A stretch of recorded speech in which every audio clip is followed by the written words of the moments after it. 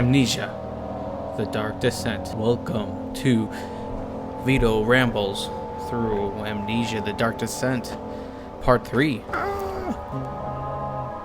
Amnesia. Let's continue from where we left off. Recap. Get out of here, bug. So in the last part, we went through a flooded area, had some kind of nervous breakdown. There was some kind of water creature.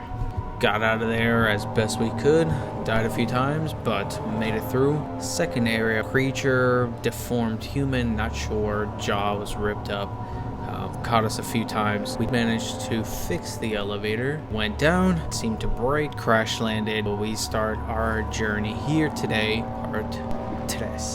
Let's be off. Come. Vision number 1. What was that? Forgive me, I should have warned you. One of my responsibilities as a baron is that of a prison warden. This is where criminals are locked up. Like a dungeon? Very much so. Come, don't linger. This is like a dungeon. Thinking through what Alexander's doing by this being a dungeon, Alexander might be justifying his experiments on people, assuming that's what's going on, because they're criminals, right?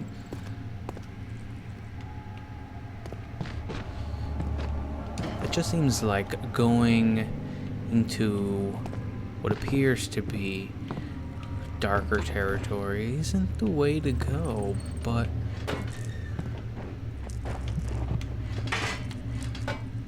it just doesn't seem right. See, look, my sanity's already starting to go. There we go. I'm a true gamer. True gamer. Onward and forward, not backward.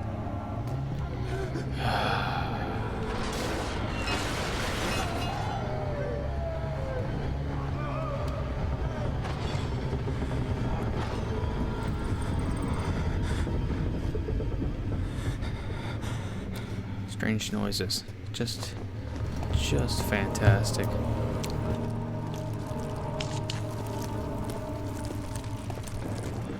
Those are, what the?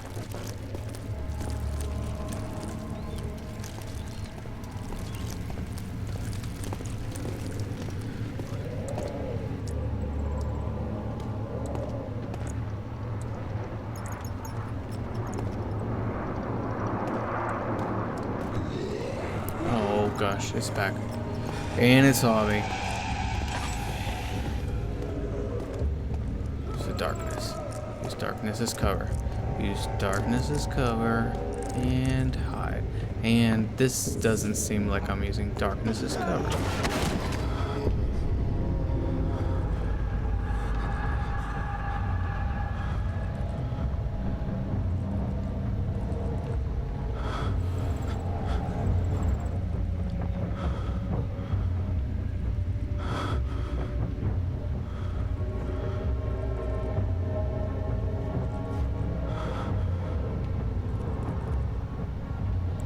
It's so dark, and I feel like as soon as I turn on my lantern, it's gonna be like right in front of me.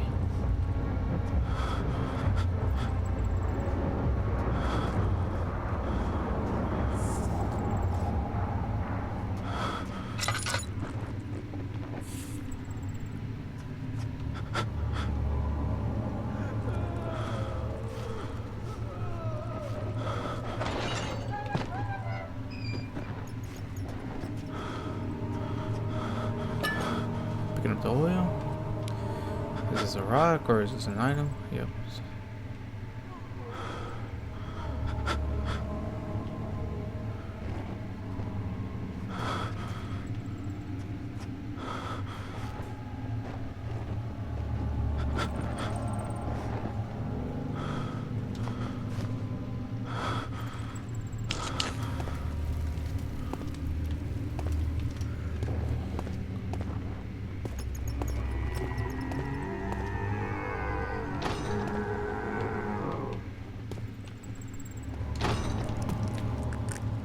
light I have is apparently attracting all the bugs in my house.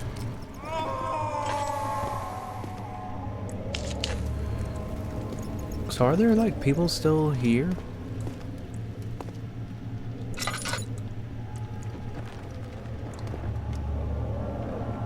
Like with all these screams, or is this like in my head?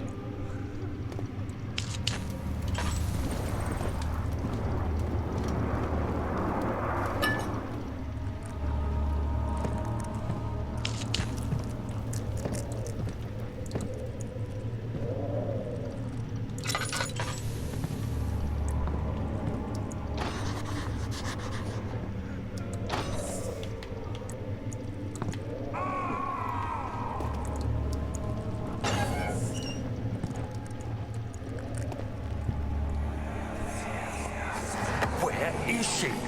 Where did she go? No, I won't tell. I will never tell you.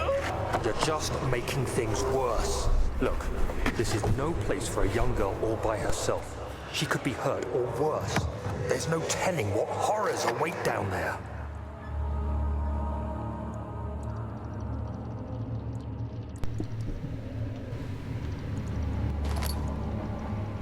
Alright.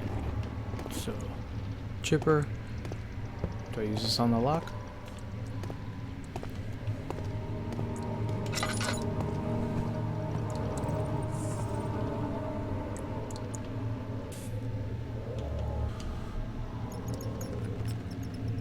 Oh, something else is needed. Okay. Topic of the week as my screen turns red. Oil. Tinderbox. In the last video, I talked about the act of doing good and that act being its own reward. And I really wanted to, I don't know, talk about it a little bit more and kind of also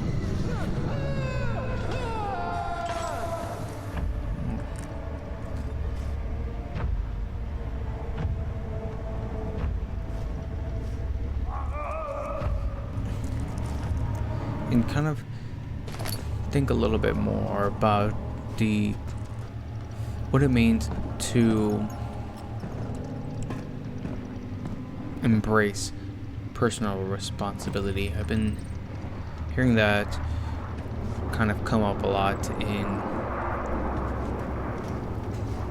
you know, the content that I expose myself to, and really kind of thinking through that. Just what does it mean for me? What does it mean as a father, as a husband? In how do I instill that in my kids?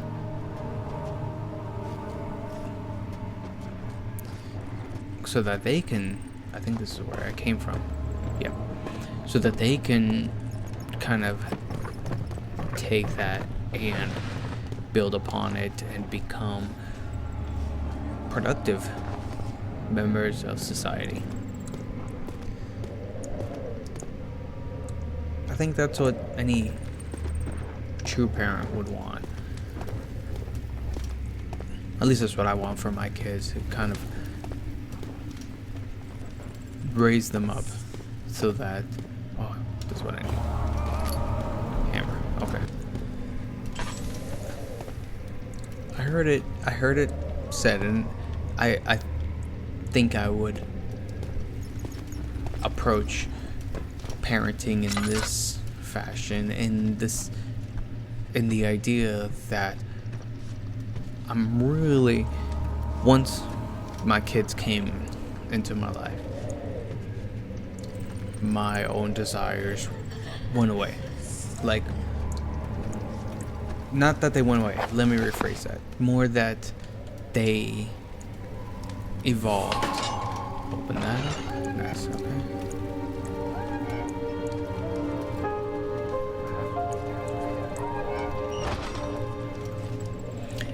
they evolved to be different from what I would have wanted 10 years ago when I wasn't married. I was just looking to make it out on my own. And I wouldn't say my desires were... I mean, I guess by definition they were selfish, because they were focused on me, you know, and I don't think that's it's not necessarily a bad thing. It's just that they were focused on me. Let's just leave it at that, I guess. But now that my kids are here, I'm married, it's become different. What I find that I want is to help my kids grow into great people, you know, good people, people that are helpful, that productive, that contribute. This is what I want. I'm in good shape, so I can't use. So, thinking through that, how do I go about teaching them about personal responsibility? One of the things I'm working through with my children, and they're young, you know, they're, you know, still, I would say still starting out in life, but really it's been a challenge when it comes to the I want. And they think that because they want it, they should have it. You know, and they're like, why can't I have it? Yeah, and I get it. They don't know. They don't know that things come in their own time. That there is a time for, you know, a sweet, but there's also a time for eating proper and getting your veggies and protein and all that good stuff. And I use that as an example because, you know, I think when it comes to food and what they consume, that's the simplest thing that they can grasp, the idea. So with that, I'm trying to work with my daughter and my son to understand that there is a responsibility to yourself. You want to be healthy, you don't want to get cavities. So just because you want the thing doesn't mean it's good to have. But there's no tangible way to get them to understand. And I say that meaning like in other forms, you know, like when you clean your room or when you do this good thing, there's a reward. But the reward for things like healthy eating, not showing disrespect, waiting your turn, these are things that it's harder to show them the benefit of doing that, because in my mind the reward comes from the act of doing healthy eating. You feel better, you have more energy, you don't get cavities, things like that. Showing respect, you are helping your fellow human being, your fellow man, by being proper, showing them that you are indeed someone who is worthy of being looked to as a proper person, I guess. So these are things that I'm working through to try to help my children understand. And it gets me thinking about, as an adult, personal responsibility. These, it doesn't stop when you know, become an adult, whenever that is, whether it's 18 or 21, or when you are able to provide for yourself, whatever the case. Personal responsibility follows us to the end. We can either be accountable to ourselves, knowing that the things that we do, the things we say, yes, there are actions that will affect those around us, but ultimately they affect us first and foremost. But Mother, I don't want to leave without you. Hurry, child. You must go. Find Gabriel, the Outrider, and tell him to alert the King's men. No, you come too. Please, we don't have time to make the hole any wider. Someone is coming. Hurry. I'll cover the hole with the bed. Everything will be fine. I promise.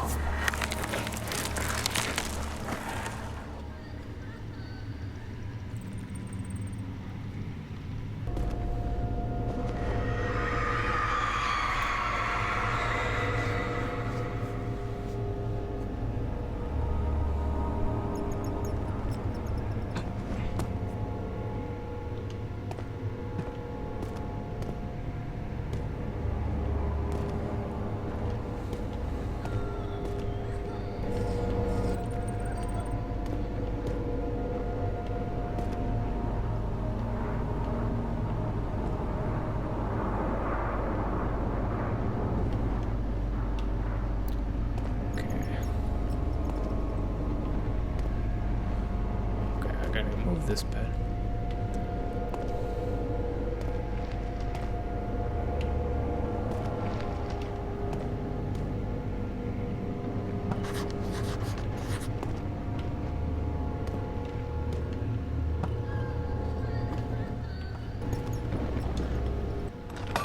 There we go.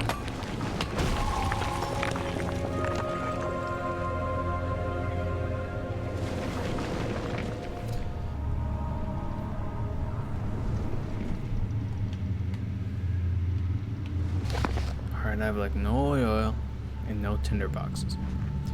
So let's see how we do this. But circling back, how we live to ourselves and to others. These are things that don't really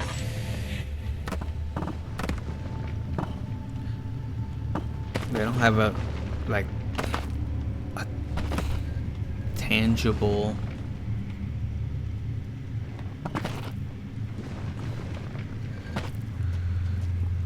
reward or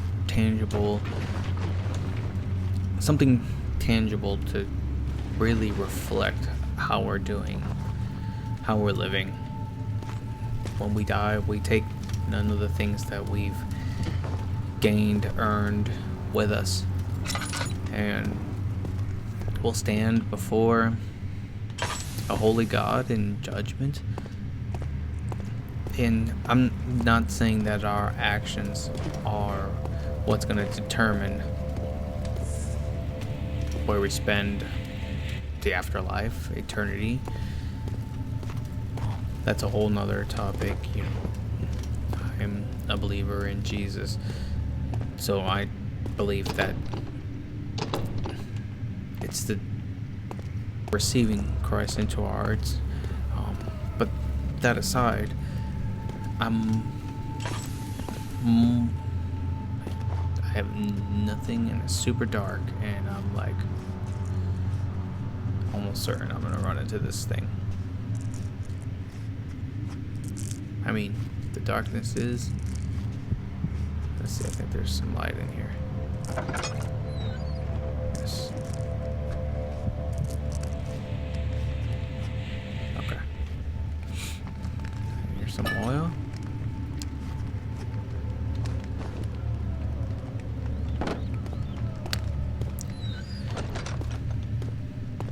Around, I see a note. Let me just look around.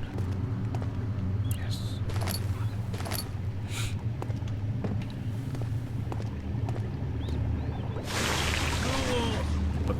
Jeez, Vito. Let me use.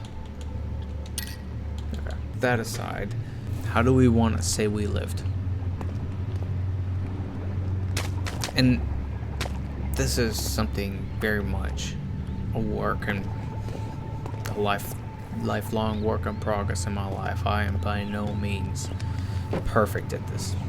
I question my decisions daily. I question my behavior around others, my neighbors, constantly thinking that I should have done something different than what I chose to do. I am by nature a pretty reserved person, kind of wondering if I'm borderline antisocial, but I do care about how I treat others. It's not always the best, but it's always on my mind.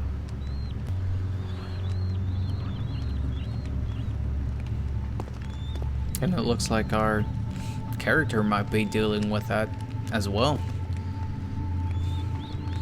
Sense of personal responsibility. I think that's something that's being lost in this day. What are we doing for those outside of ourselves?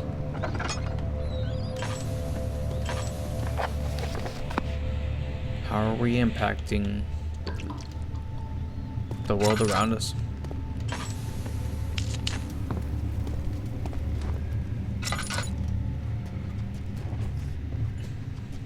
Do we live with our mistakes? Oh gosh. He found me. He saw me. Oh, yep. Get away. Oh, you got. I don't even want to look at him. I don't even want to look. Can you get in here? Yeah, you can get in here.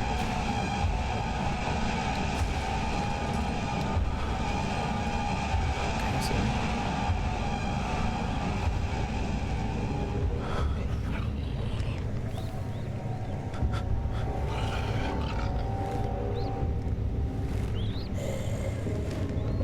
That actually worked. Let me heal myself.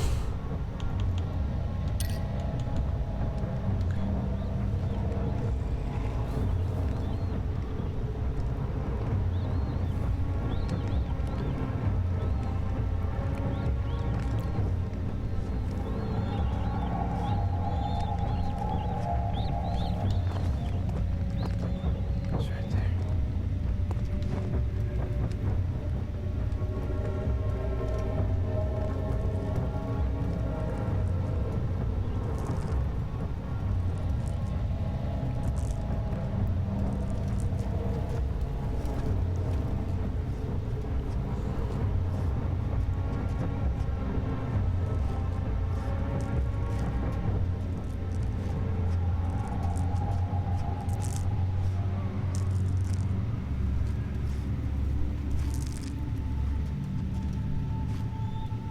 The shadow.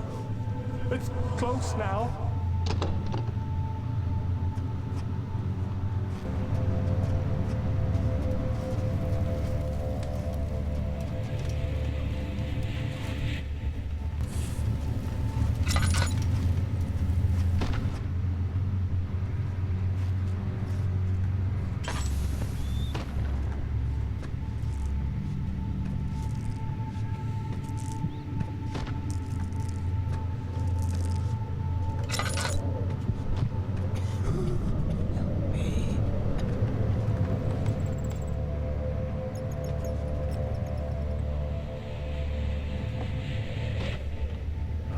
To watch my oil, but it's so dark.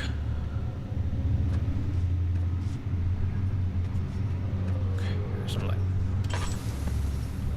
Storage.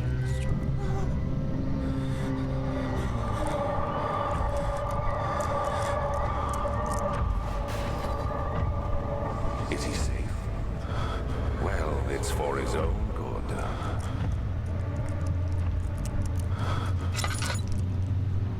Soon it will be ready. Let there be enough time. He escaped? Where is he now?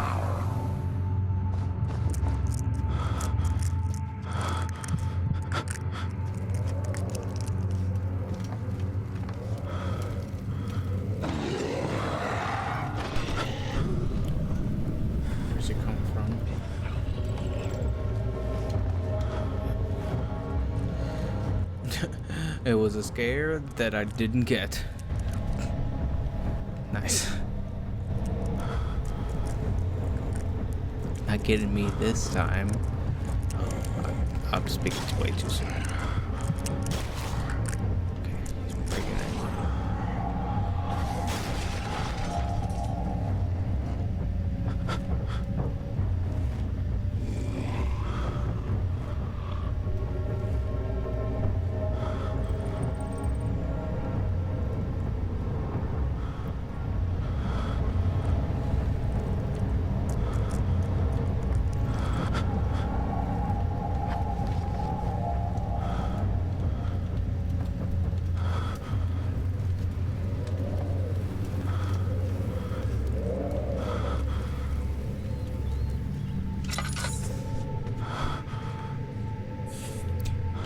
My sanity is very low, so I'm walking in a daze.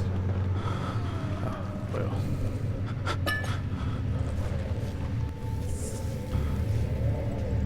So interesting thing about those letters, the letter number 1, Daniel's suffering from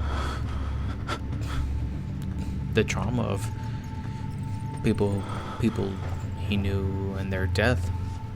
And then in the second letter, he's talking about how great the castle is, almost like it's helping him forget letter number 1 and the trauma.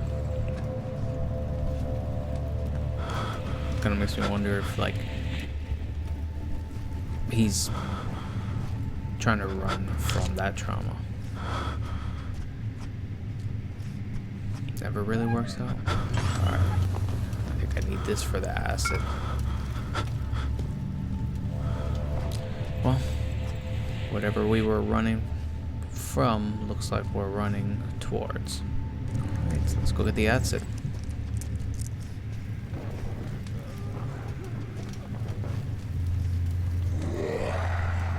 Where are you? Okay, he's over there.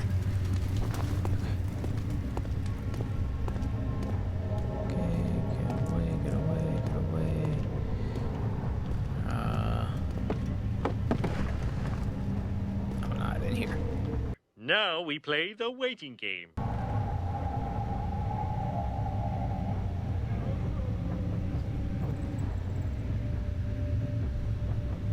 No, the waiting game sucks.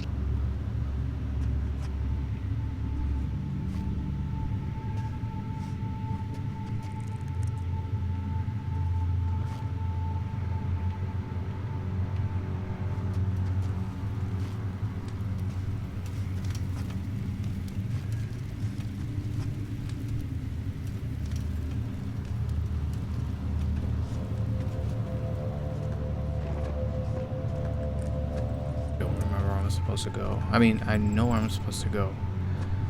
I don't remember which direction.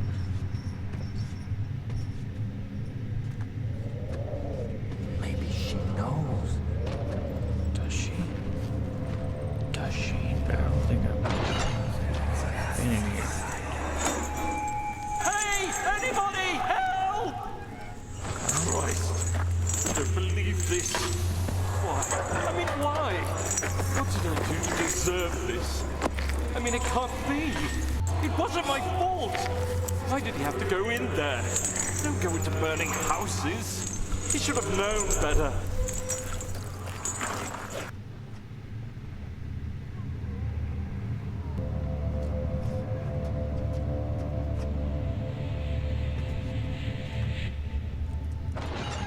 Oh.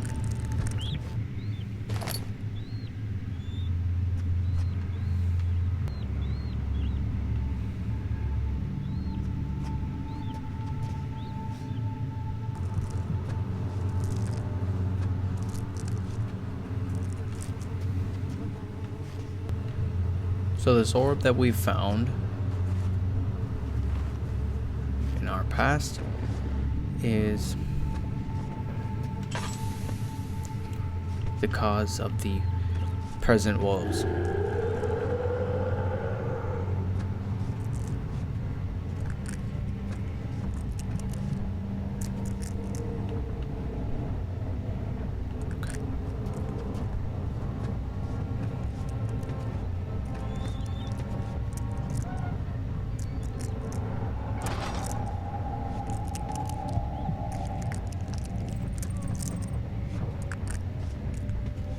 that way. So I'm gonna go this way.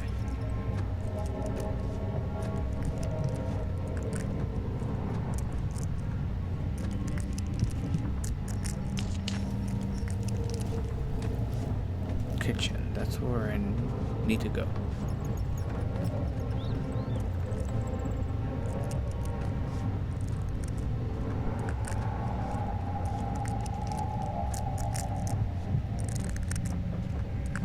I think. Wasn't it upstairs?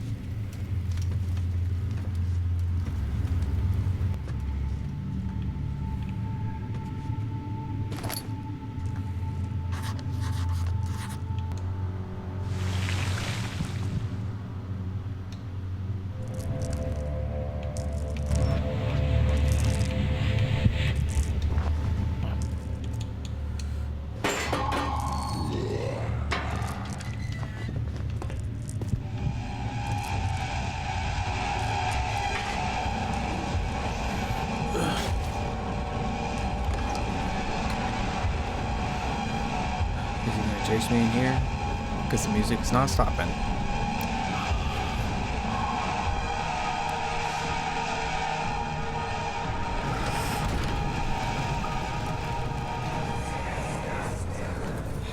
So you used the drain sewers as a means of transport? Yes, they were built to divert water from an underground spring and are quite spacious.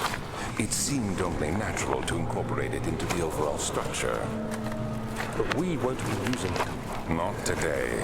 The flow is seasonal, and when the spring runs dry, the damp tunnels produce a rather poisonous type of fungi. There is an antidote, of course, but we won't be bothering with it today. Come, this way instead. We're almost there.